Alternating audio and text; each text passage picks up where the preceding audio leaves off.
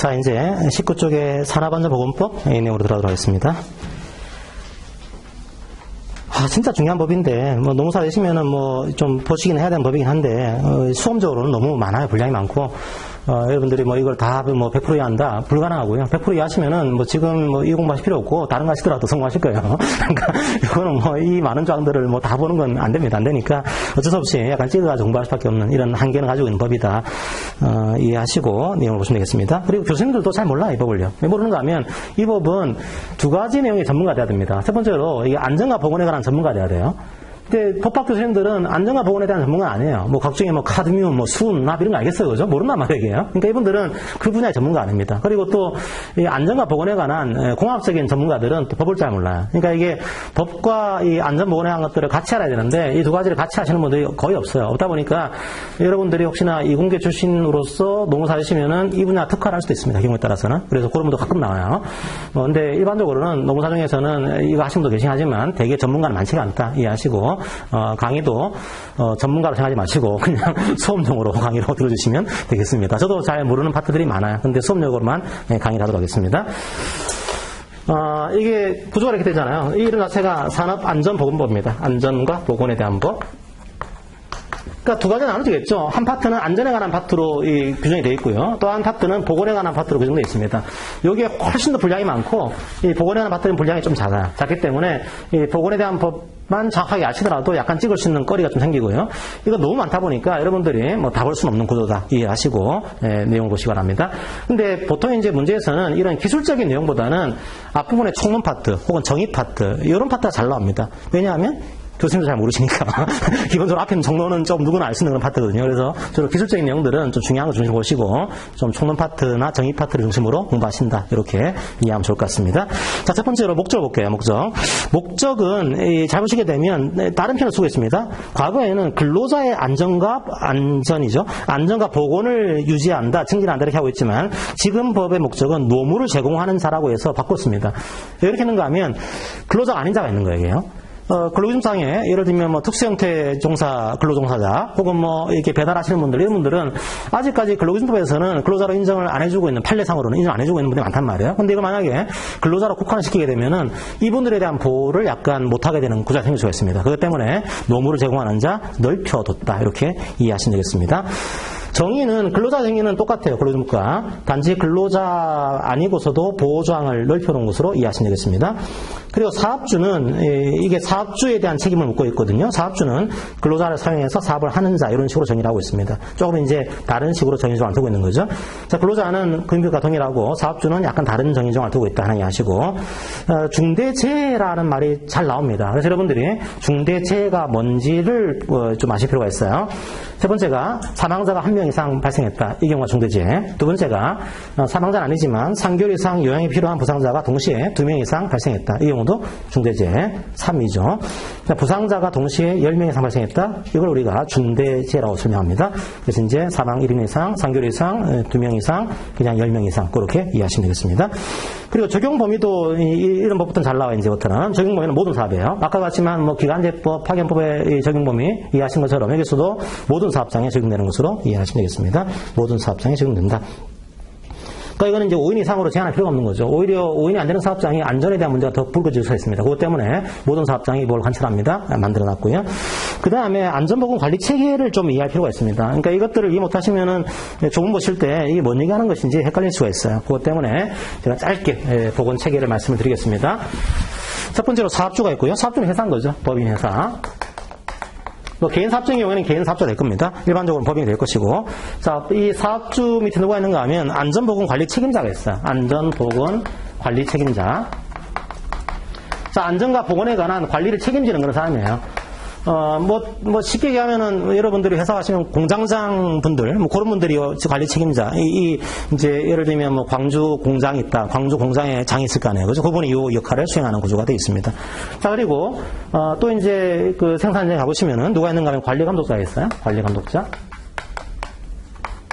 이분들은 이제 각 조의 뭐 팀장들, 반장들 그렇게 하시면 돼요. 그래서 공장장이 계시고 각 현장에서 반장하시는 분들, 그분들이 관련 업종에 발생하는 겁니다. 근데 이분들은 생산 현장에서 관리하시는 분들이기 때문에 보건에 관한 전문가가 아니에요. 안전에 관한 전문가가 아니에요. 그러니까 이분들을 약간 도와줄 사람이 필요하게 됩니다. 이분들에 대해 지도하고 조언할 사람이, 안전에 관해서는 안전관리자라는 사람이 지도하고 있고, 안전관리자.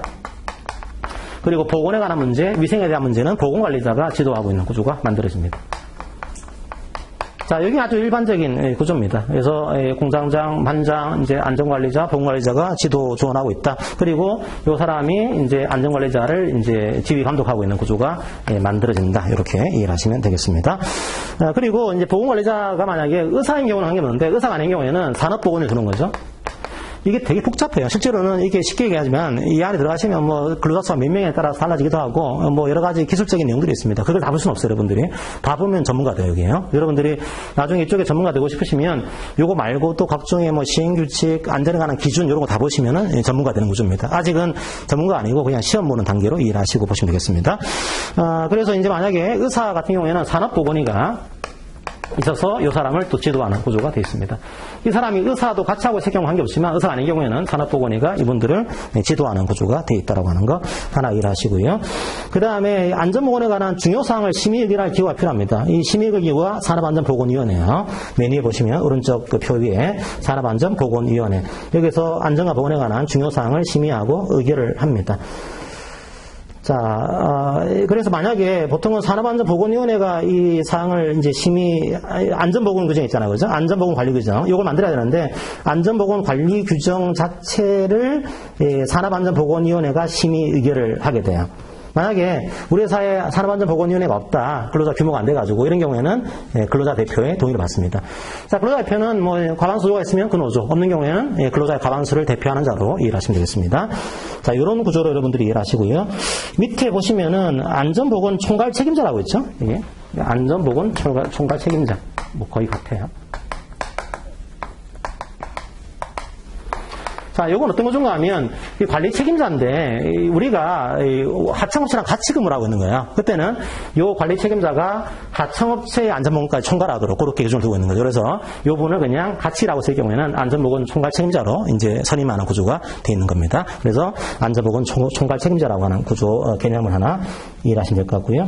그 다음에 원래는 안전관리자와 보건관리자를 둬야 되는데, 이게 사업장 규모가 있어요. 그래서 이걸 둘만한 그런 사업장이 아닌 경우에는 안전보건관리 담당자를 두는 구조가 되어 있습니다.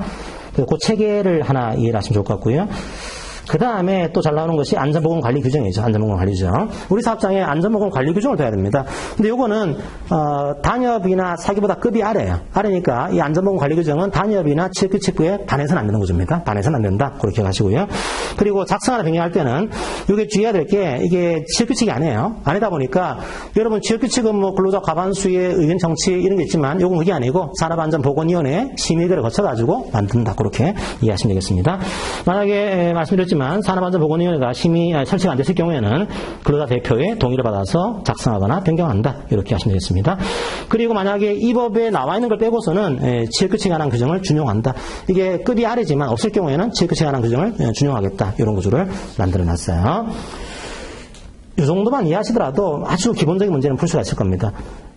이제 교수님들이 얼마나 이제 여러분들을 골탕먹이고로 작정했냐에 따라서 달라지는데, 사실 골탕먹이려면 엄청나게 이 나쁘게 내려면 문제를 나쁘게 낼 수도 있는 그런 문제인데 아주 어렵게 나오지 않을 것으로 생각이 됩니다.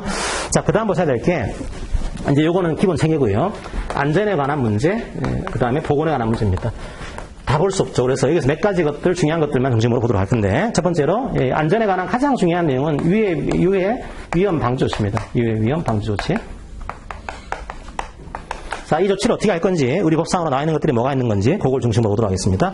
교수님들이 좋아하는 것 중에 하나가, 기술적인 문제보다는 약간 인문학적인 그런 걸 좋아하세요. 그래서, 여기서 비교적 최근에, 올해는 아니지만, 비교적 최근에 만들어진 것 중에 하나가, 감정노동자에 대한 보호.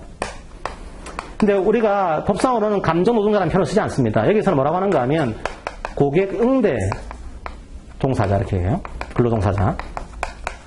그러니까 그러니까 이분들이 주로 고객 만나는 분들이에요. 이제 은행 가시면 창구에 계신 분들, KTX 사시면은 이제 승무원 분들, 이런 분들이 감정 노동을 하고 있는 겁니다. 자꾸만 고객들이 뭐라고 하고, 그러면 이분들에 대해서, 이게 우울증 생긴다. 예를 들면 뭐 정신적인 장애가 있다. 이렇게 생길 수가 있거든요. 그것 때문에 보호하세요. 이 내용을 만들어 두고 있는 겁니다. 자, 어떻게 하는가 하면 첫 번째로, 이런 고객 응대 근로자, 죄송해요. 근로자 정서가 근로자 정서이죠. 자, 고객 응대 근로자에 대해서는 고객이 폭언 같은 거 할 수가 있으니까 이걸 예방하기 위해서 필요한 조치를 해야 된다. 이렇게 하고 있어요. 그러니까 여기서도 혹시나 문제를 꺼내게 되면 할 수 있다가 아니고 해야 되는 거예요. 이거는요. 재량이 아니고 이건 해야 되는 거다. 이분들에 대해서 이런 고객 폭언 등으로 인한 건강장애를 예방하기 위해서 필요한 조치를 하셔야 됩니다. 이런 내용을 만들어 놨고요. 어떤 내용인지는 뭐 시행령이나 신규칙에 좀 나와 있는데 그것까지 볼 시간은 없을 것 같아요. 볼 필요도 없을 것 같고 제가 볼 때는 이런 것까지 뭐 시행령, 신규칙을 보시면은 여러분들이 도저히 뭐 공부할 수가 없어요. 그래서 법률 중심으로 공부를 하시기 바랍니다. 그 다음에 두 번째로 이런 예방 조치를 해야 되는데 실제로 장애가 발생했어요. 고객이 폭언해가지고 이런 건강장애가 발생했습니다. 혹은 보니까 현저한 우려가 있어요. 그런 경우에는 조치를 취해야 됩니다. 업무의 일시적 중단 혹은 전환 등에 일단은 장애 발생했으니까 중단하세요. 혹은 조율로 바꾸세요. 이렇게 조치를 취해야 된다. 안 취하게 되면 형사처벌은 아니고요. 과태료가 있습니다. 여기서는. 자, 그런데 이 케이스 중에서 형사처벌이 있는 게 있습니다. 그게 뭔가 하면은 고객 응대 근로자가 이 고객 때문에 너무 힘들어요. 이것도 어떻게 해주세요. 얘기했단 말이에요. 그것 때문에 해고했다. 그러니까 이제 우리가 옛날에 고객은 왕이라 그래서 자꾸만 이상한 고객인데 무릎 꿇으라고 그러죠. 말도 안 되는. 고객은 왕이 아니고 소비자일 뿐이에요. 실제로. 근데 고객에 대해서 뭔가 폭언하니까 아니 고객이 문제 있는 것 같아요. 얘기했더니 너 해고야. 이렇게 하면은 그거는 형사처벌 조항이 있습니다. 그거는 처벌 조항이 있다. 그래서 이한 시에 1년 이하 징역, 1천만 원 이하의 벌금에 처한다. 나머지는 과태료 조항인데 이런 해고에 대한 내용들은 형사처벌, 범죄 행위로 보겠습니다. 이 내용이 만들어져 있는 거죠. 자, 그게 어쨌든 간에 뭐 중요한 내용이니까 하나 기억하시고요. 나머지 또 하나 개정된 것 중에 중요한 것 중에 하나가 작업 중지.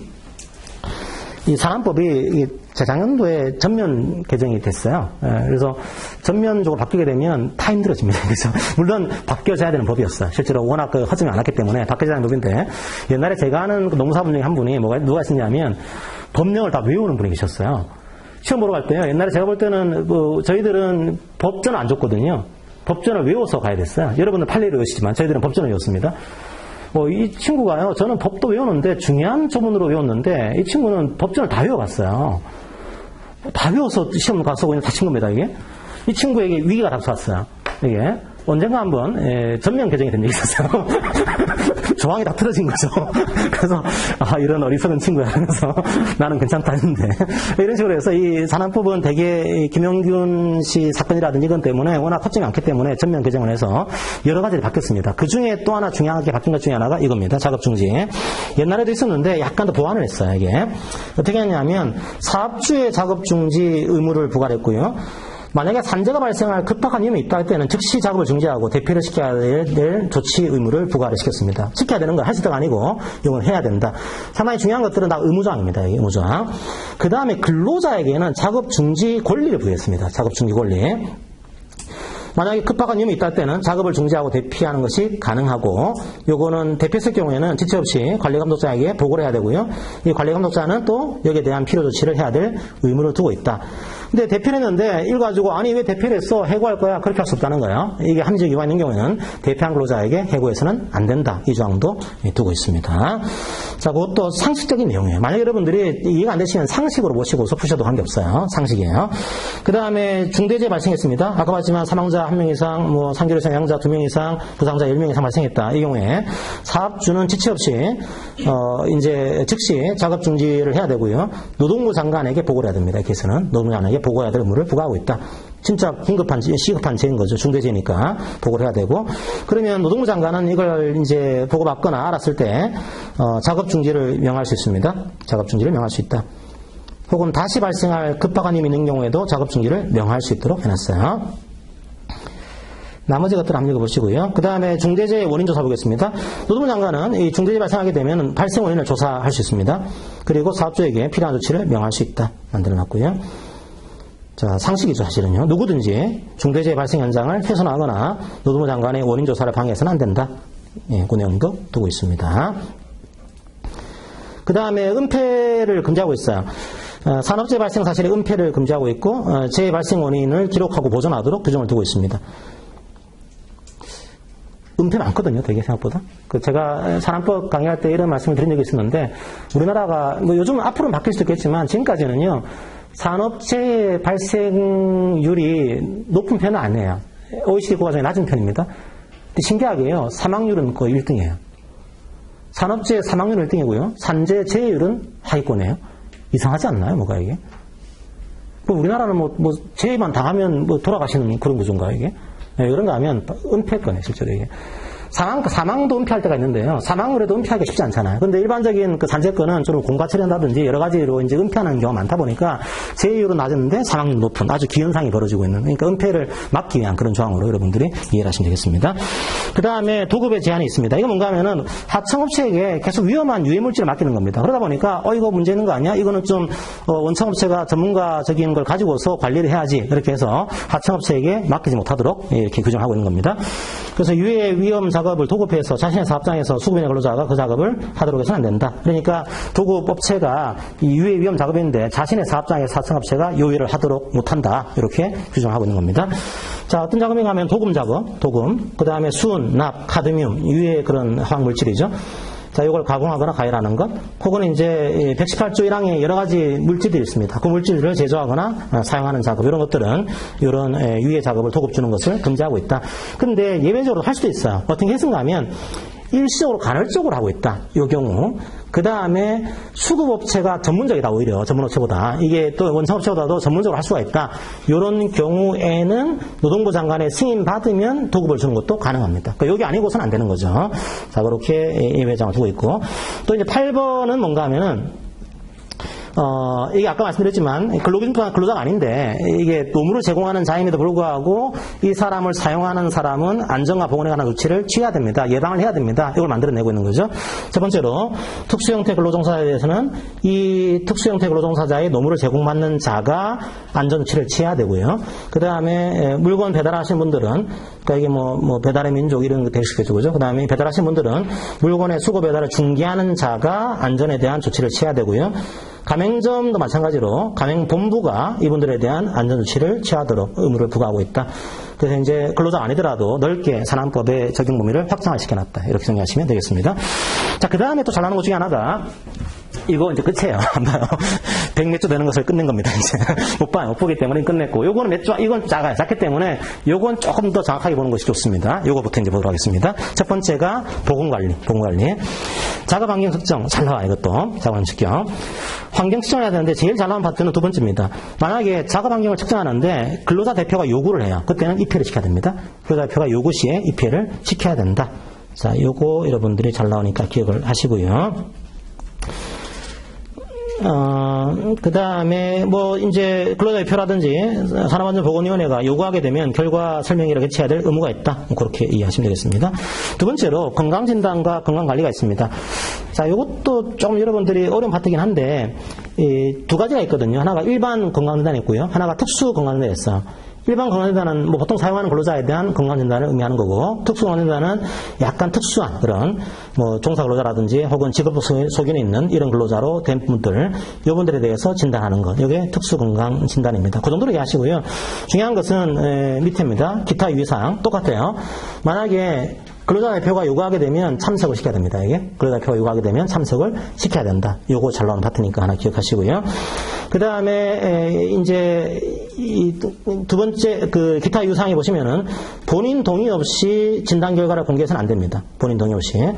원래는 대표가 요구하면은 이걸 설명을 해야 되는데 본인의 동의가 없이 본인의 그런 진단 결과를 공개해서는 안 되는 거다. 이것도 당연한 상식이겠죠. 자, 그렇게 이해하시고요. 그 다음에 건강관리 카드. 건강장애에 대한 우려 업무가 있는 종사자에게 발급합니다. 양도나 대여는 금지합니다. 이해하시고요. 양가로 사업은 질병자에 대한 근로금지 제한 파트입니다. 이게 코로나 사태에도 약간 의미가 있는 그런 내용이겠죠. 자, 사업주는 감염병, 정신병 등의 어떤 이런 진단에 따라서 근로금지나 제한을 해야 됩니다. 근데 중요한 것은 만약 이분이 건강을 회복했어, 나은 거예요. 나은 경우에는 지체 없이 근로할 수 있도록 해야 됩니다. 한 달 육 아닌 거예요. 나은 즉시로 이제 지체 없이 근로할 수 있도록 해야 된다. 이해를 하시고요. 제가 볼 때는 이게 코로나 사태 끝나면 우리나라가 상당히 이제 질병 문제나 부상 문제에 대해서 전향적으로 조금 법을 좀 바꾸지 않을까 생각이 들게 됩니다. 왜 그런가 하면, 생각해보세요. 우리나라의 그 휴가 제도가 조금 미비한 게 많아요. 대표적인 미비한 제도가 병가 제도입니다, 병가. 병가가 개인이 아플 때잖아요, 그죠? 병가 며칠일까요? 법이 있을까요? 없어요, 병가가요. 이게 산재는 산재법이 있잖아요, 그죠? 근데 병가 내가 아프다, 며칠 쉬는 거냐? 법이 없어요, 이게요. 그 다음에 내가 아플 때 쉬었는데 돈이 나오냐, 안 나오냐? 법이 없어요, 이게. 그러니까 제가 개인적으로 아플 때, 얼마를 쉬는지, 며칠에 돈을 주는 건지가 규정이 안 됐다 보니까, 이게 상당히 아플 때 쉬세요? 이런 용어 자체가 상당히 불합리한 용어가 될 수 있는 겁니다. 그것 때문에 앞으로 그런 내용도 바뀌지 않을까 싶어요. 약간 환기시켜드린 이유는 5번이 중요하기 때문에, 이제, 양가 5번은 잘 나와요. 엄청 잘 나와요. 교수님들이 거의 뭐 단골이에요. 거의 이것만 알고 있는 것처럼 납니다, 이게. 중요해요. 그러니까 이거를 뭐 내기가 엄청 좋고 편하기 때문에 잘 냅니다. 뭔가 하면은, 근로시간 제한입니다. 유해 위험 작업이 있는데, 무슨 작업인가 하면 이거는 고기압, 그러니까 잠수, 잠암, 요 하시는 분들. 이런 고기압에서 근로하시는 분들은 근로시간을 길게 하게 되면 어떤 생명과 신체의 어떤 건강에 문제가 생길 수가 있어요. 그것 때문에 시간을 짧게 하고 있습니다. 하루 6시간, 일주에 34시간의 근로를 초과할 수 없습니다. 잘 나오죠? 6시간, 일주에 34시간 초과할 수 없어요. 연장로 안 되는 거죠, 이게. 연장 근로를 막고 있다. 이해하시면 되겠습니다. 그렇게 가시고요. 그 다음에 나머지 자격증에 대한 취업 제한 읽어보시고요. 7번 역학조사. 역학조사할 때 사업자 근로자는 적극적으로 협조해야 될 의무를 부과하고 있습니다. 여기에 대한 거부, 방해, 기피를 금지하고 있다. 이해하시면 되겠습니다. 상식적이죠. 그 다음에 여기에 관련된 중요한 자격증이 두 가지가 있는데요. 하나가 산업안전지도사 그리고 산업보건지도사가 있습니다. 굉장히 어려운 자격증이에요. 이 농사 중에서도 아마 가지고 계신 분이 몇 분 계신 걸 알고 있는데 합격하기는 되게 어려운 이런 자격증이 하나입니다. 말씀드린 대로 이렇게 이 분야의 전문가가 돼야 되고 법도 알아야 되고 이게 쉽지 않은 자격증이에요. 그러니까 이 문제 나올 때는 그냥 다음 중 산업안전지도사의 이런 역할이 아닌 것은 이렇게 나올 수 있는데 그냥 찍으셔야 되거든요. 보시면 알 수 있어요. 안전에 관한 문제는 안전지도사일 것이고 이게 보건에 관한 문제는 보건지도사겠죠. 그래서 주로 위생 이게 나오면 보건지도사고 안전, 유해 이게 나오면은 보건지도사 이렇게 찍는 걸로 해야지 여러분들이 뭐 상세히 다 볼 수는 없는 그런 구조입니다. 그러니까 환경과 위생은 보건, 나머지 안전, 유해, 위험 이런 것들은 안전지도사의 인지 자격으로 역할로 이해하시면 되겠습니다. 그 다음에 자격대회를 금지하고 있는 구조가 되어 있고요. 현장 실습생에 대한 특례 조항도 있습니다. 이건 뭔가 하면은 안전보건 교육을 시켜야 되는데 고등학생 중에 이제 특성화 고등학교 친구들이 이제 현장 실습을 나가거든요. 그때 하는 얘기가 너희들은 근로자가 아니잖아. 아니니까 안전보건에 관한 교육을 해야 될 필요가 없어. 그냥 배우는 거야. 이렇게 오해할 수 있단 말이에요. 그것 때문에 실습생, 근로자가 아니라고 하더라도 안전보건에 대해서는 교육을 해야 된다. 의무도 있다. 이 내용들을 특례 조항을 만들어낸 겁니다. 벌칙은 안전보건조치 의무 위반 때문에 근로자가 사망하게 되면 이 벌칙을 만들어둔 이유는 사실은 이 법에서 가장 중요한 내용이 이걸 위반한 사업자에 대한 벌칙을 강화해야 된다 이런 내용이었거든요. 벌칙을 강화를 시킨 거예요. 사망하게 되면 7년 이하의 징역, 1억 원 이하의 벌금형에 처해질 수 있다. 그리고 형 확정 후에 5년 안에 동일 범죄를 하게 되면 2분의 1까지 가중처벌 조항도 만들어놨어요. 그러니까 일종의 처벌 조항을 강화함으로써 이 법의 실효성을 담보하겠다 이런 취지인 건데 조금 이제 시간을 지켜봐야겠죠. 어떻게 될지 좀 지켜봐야 되는 구조입니다. 안전한 사업장이 참 중요한데 우리나라가 참 아직 안전에 대해서는 불감증이 많은 그런 형태이긴 해요. 자, 문제를 한번 풀어볼까요? 한번 쭉 어떤 문제가 나왔는지 보도록 하겠습니다. 다 변형이에요, 변형. 왜 변형인가 하면 과거법에서 바뀐 내용이기 때문에 다 변형을 시켜가지고 문제를 좀 개정을 했습니다. 좀 변형을 시켰어요.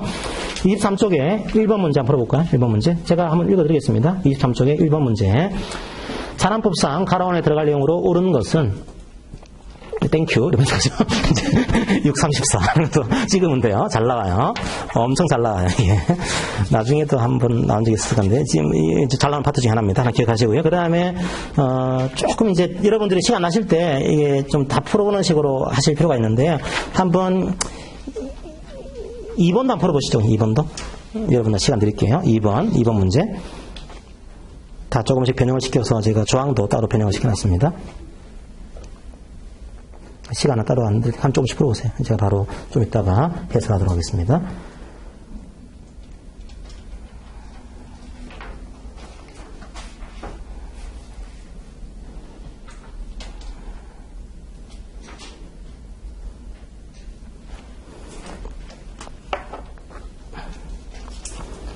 자, 이번에 1번은 맞죠, 그죠? 이게 안전보건에 관한 어떤 그 내용을 할 때는 안전보건위원회 심의를 거쳐야 된다. 맞고요. 안전보건 관리 책임자는 총괄하는 사람이 되겠죠, 실적으로. 사업주는 공무원진단할 때 대표가 요구하면은 참석을 시켜야 한다. 봤습니다. 그 중대재해, 아까 이건 상세히 안 나와있지만, 사망자 1명, 3개월 이상 부상자 2명 이상, 그 다음에 동시 부상자 10명 이상 발생한 재해를 얘기하는 겁니다. 자, 5번은, 유해 위험 작업은 원래 도급이 안 되는데, 일시적 간헐적으로 하는 경우에 예외적으로 가능한 케이스가 있었죠. 그죠? 그 내용을 얘기를 하고 있는 겁니다. 자, 그 다음에 한 문제만 더 풀어보고 넘어가도록 하겠습니다. 25쪽에 6번 문제 한번 풀어보세요. 6번 문제. 25쪽 6번 문제. 그거는 제가 시간을 약간 드리겠습니다. 한 30초 드릴 테니까 6번 문제 한번 풀어보세요. 시작.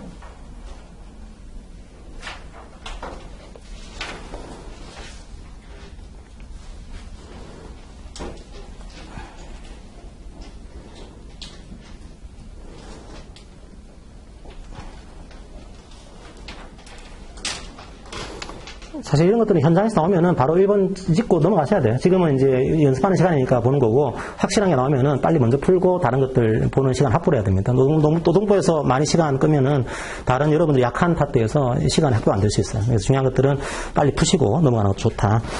지금은 훈련 시간이니까 잠깐 보시면은 1번. 자, 산업법은 국가에 적용되지 않는다. 지자체, 공기업에 적용되지 않는다. 그럼 이분들은 그런 위험에도 관계없나요? 그죠? 말이 안 되는 거죠. 그래서, 자, 1번은 모든 사업장이죠. 모든 사업장. 틀렸고.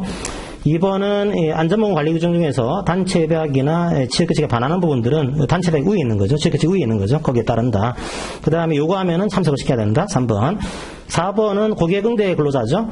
이제 발생했다. 현장 우려가 있다는 경우에는 필요한 조치를 취해야 된다. 말씀드렸고. 자, 5번은 역시 산업안전보건위원회가 설치가 되어 있으면 그 보건위원회 심의를 거쳐가지고 안전보건관리 규정을 작성하는 건데, 안 됐을 경우에는 근로자 대표의 동의를 받아가지고 작성한다. 맞죠? 그죠? 정답은 1번이 되겠습니다. 자, 그렇게 안전법은 주로 앞부분에 나와 있는 문제들이 많기 때문에 여러분들이 기출 풀어보시면서 여기 주로 앞부분에서 많이 나오는구나 이해하시고 문제를 푸시면 되겠습니다. 자, 잠깐 끊고 이제 들어가겠습니다.